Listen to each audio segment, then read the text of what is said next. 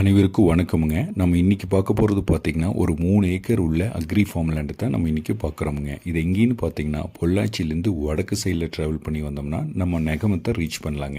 நெகமத்துலேருந்து ஒரு 10 minutes travel பண்ணி வந்தோம்னா இந்த ஃபார்ம் லேண்டை ரீச் பண்ணலாங்க. அதாவது ஒரு ஃபார்ம் ஹவுஸ்க்கு சூட்டபுளான ஏரியாவில் அமைஞ்சிருக்குங்க இந்த ப்ராப்பர்ட்டி.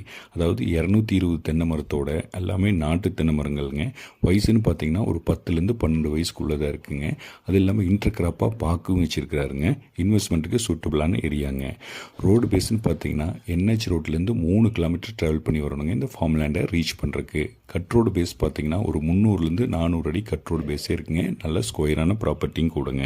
வாட்டர் சோர்ஸ்னு பார்த்தீங்கன்னா 5 HP ஃப்ரீ சர்வீஸ் இருக்குங்க வித் போர்வெல்லோட. PAP பாசனம் இருக்குங்க.